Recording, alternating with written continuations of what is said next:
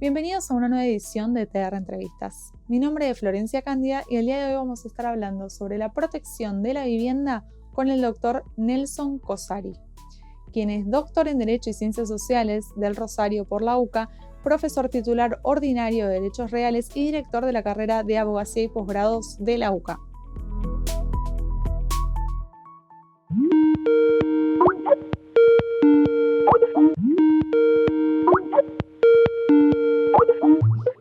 ¿Cuál es el alcance de la subrogación real en el Código Civil y Comercial?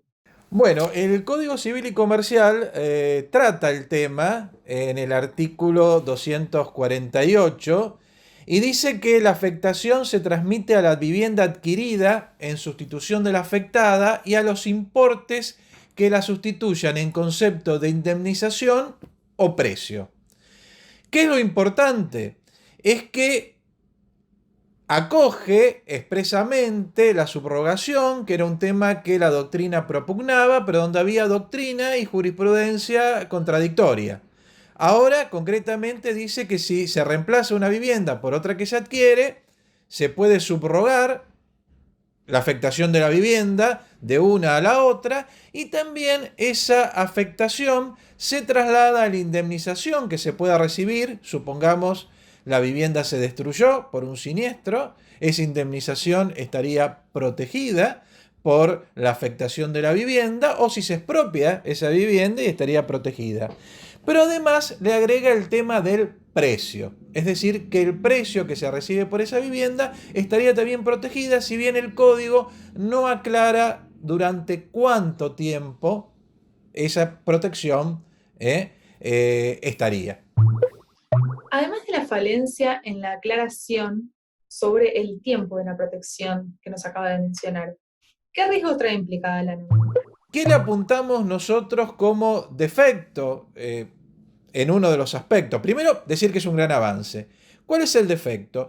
Que deja fuera un supuesto que lo venimos ya poniendo sobre el tapete de hace mucho. Tenemos un artículo publicado en una de las publicaciones de la ley, ya creo que en el año 2004, y que además también esto se trató en las Jornadas Nacionales de Derecho Civil del 2005 en la UBA, que es el caso donde yo no es que vendo una vivienda y con ese dinero compro otra vivienda o compré una nueva vivienda y hago la subrogación, sino que ya tenía las dos viviendas, los dos inmuebles en mi patrimonio.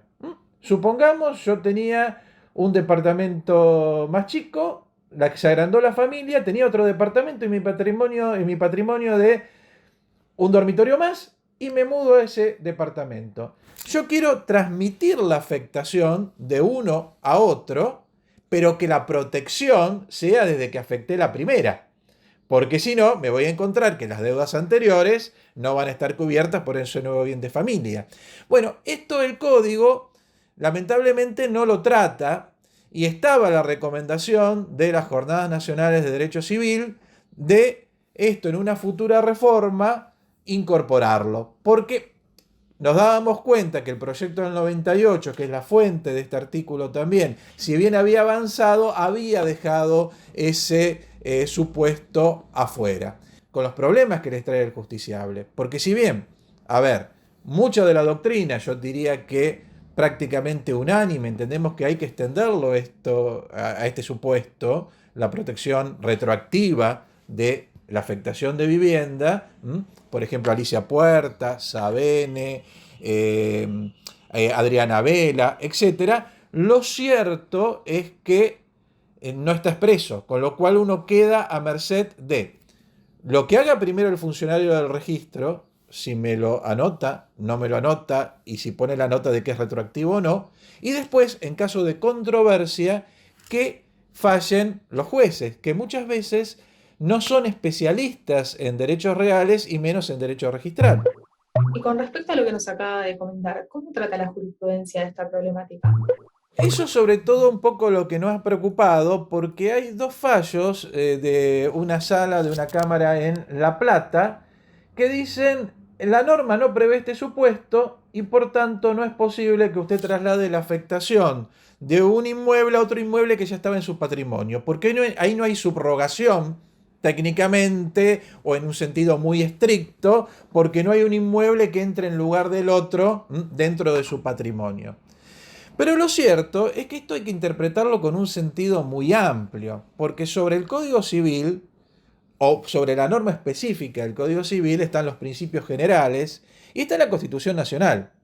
La Constitución Nacional propugna la defensa de la vivienda, la defensa de la familia, si bien esto es protección de vivienda, yo no protección de bien de familia, y por tanto esa norma es superior. Y realmente el caso es totalmente análogo y, como vuelvo a repetir, muy lógico. También puede ser porque una persona se mude de una ciudad a otra. Supongamos, uno tiene un departamento en Capital y tiene un departamento en Mar del Plata. Y por razones de trabajo o lo que sea, se va a radicar en forma permanente en Mar del Plata. ¿Por qué no permitir que entonces yo cambie la afectación de un inmueble al otro? Está bien, uno puede decir, bueno, pero ¿qué pasa con los acreedores? Por supuesto, si el inmueble que yo le quiero transmitir esa afectación tiene embargos, tiene gravámenes reales sobre el mismo, etc., en ese caso, bueno, no va a afectar a los derechos de esos terceros la transferencia de la afectación de familia, a vivienda. Incluso, si uno lo quisiera hacer, bueno, habrá que tramitar con ellos los levantamientos de las medidas cautelares, etcétera, como para poder que esto pueda hacerse en forma plena. Pero evidentemente los terceros nunca van a estar afectados por eso porque siempre van a tener una prioridad. Primero en el tiempo, mejor en el derecho, y ellos ya habían afectado ese inmueble. Pero en lo que hace a los casos normales o en los casos que uno puede acordar con los acreedores que han cautelado ese bien, un acuerdo, no hay ninguna razón para impedirlo y no transmitir esta protección y esta tranquilidad que da la afectación de vivienda a un nuevo inmueble, aunque ya estuviera en el mismo patrimonio. ¿Cómo juega la expedición de certificados en la protección de la vivienda? Bueno, ese es otro de los temas. El código en rigor trató de solucionarlo esto con una norma bastante general en el 244, segunda parte, cuando dice la afectación se inscribe en el registro de la propiedad inmueble según las formas previstas en las reglas locales y la prioridad temporal se rige por las normas contenidas en la Ley Nacional del Registro Inmobiliario. En el pensamiento de los autores del código esto era suficiente y estaban pensando, bueno, la prioridad se rige por la Ley Registral Nacional y evidentemente esto implica la expedición de certificados que bloquean el registro y da tiempo mientras se hacen todos los trámites a que el registro esté bloqueado y por tanto si entra un embargo, etcétera, se anota condicionalmente y si luego se consuma el negocio de la afectación a vivienda, ese embargo o esa otra medida cautelar queda sin ningún efecto. Sin embargo, como no está tan expreso, muchos registros lo entienden como que no es posible la expedición de certificados. Y entonces, incluso algún registro, he visto alguna resolución, como por ejemplo en Misiones, donde dice que si se piden certificados van a salir rechazados y van a valer únicamente como informes. El informe no bloquea el registro. Entonces lo que nosotros proponemos, que esto también se aclare, y esto puede hacerse por vía interpretativa, lo pueden hacer perfectamente cada uno de los registros, pero lo ideal sería ante esta, digamos, no concordancia de todos los registros, que se fuera por ley, de que en estos casos se puede pedir certificado porque va a estar protegiendo los trámites previos por un tiempo que es corto, porque el certificado en principio cuando se es dentro de la misma jurisdicción es nada más que 15 días corridos, pero da tiempo para poder consumar todo lo necesario para inscribir ese bien como afectación a vivienda. Si los certificados con el efecto del bloqueo registral son digamos, se ha dicho un invento argentino que no existe en otros derechos, que funciona muy bien y que está hecho para proteger los negocios en gestación, Imagínense que para el ciudadano común es casi más importante proteger su vivienda que protegerse un negocio en gestación sobre un inmueble muy valioso, pero que en definitiva no le está cambiando el meridiano económico, el meridiano profundamente económico a una persona, como ocurre acá, donde puede estar expuesto a perder su vivienda. Yo en alguna época hacía algún ejemplo, en alguna época algún registro pedía que se pidieran informes antes y no admitía los certificados. Yo decía, bueno, va la persona a hacer la afectación del inmueble al registro de la propiedad. Le dice, no, previamente tiene que pedir un informe. Sale del registro, saca el auto de la cochera y inadvertidamente se lleva por delante otro auto, y después ese inmueble no está todavía protegido. Si en ese momento hubiera podido pedir certificados, con el efecto de bloqueo registral, ese inmueble estaría protegido. Por eso creemos que también sería una aclaración necesaria ante la discordancia de interpretaciones que ha tenido esto en distintos registros. ¿Pueden quienes gozan de un derecho real distinto al derecho de dominio, la propiedad horizontal o bien la comunidad de estos, proteger su vivienda en el régimen actual? Bueno, con respecto al tema de otros derechos reales que no sea dominio o condominio, o bien propiedad horizontal, donde nunca nadie ha discutido que el titular de un derecho real de propiedad horizontal pueda afectar su unidad al régimen antes de bien de familia, ahora de vivienda, lo cierto es que la norma habla de el titular registral. Esto en rigor, para las Jornadas Nacionales de Derecho Civil de Bahía Blanca, fue mi hijo, Leandro Cosari, el que llevó una ponencia que cuando me lo planteó, yo abrí un poco los ojos y digo, y me convenció, que dice, mira, el código no dice el dueño, el titular de derecho de dominio, dice el titular registral, que realmente es una frase que técnicamente no es muy afortunada, porque titular registral es el que tiene inscrito un derecho a su nombre, derecho X, a su nombre en el registro.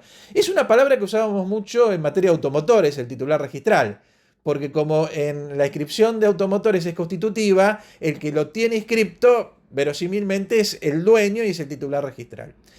¿Y cuál es la otra preocupación? En el código actual no quedan dudas que, por ejemplo, el usufructo es embargable y ejecutable. Entonces, ¿por qué no el usufructuario no va a poder afectar, que es titular registral del derecho real de usufructo sobre un inmueble, por qué no lo va a poder afectar al régimen de protección de la vivienda? Si ahí está su vivienda, él vive ahí y está expuesto a que un acreedor lo embargue y lo ejecute.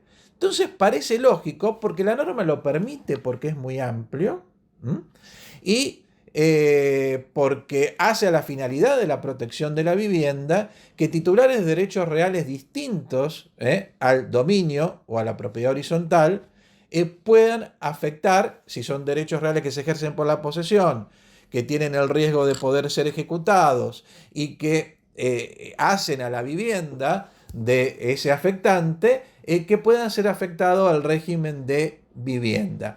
Es más, en algunos registros pedían el concurso de usufructuario y de el nudo propietario, que en rigor no es necesario. Hay una declaración de una reunión de registradores en la cual establecen de que podría pedirlo el usufructuario por sí solo. Pero, por ejemplo, el registro de capital, al momento en que se estudió el tema, no sé si después puede haber cambiado alguna norma, no estaba admitiendo que el usufructuario lo pudiera hacer por sí solo.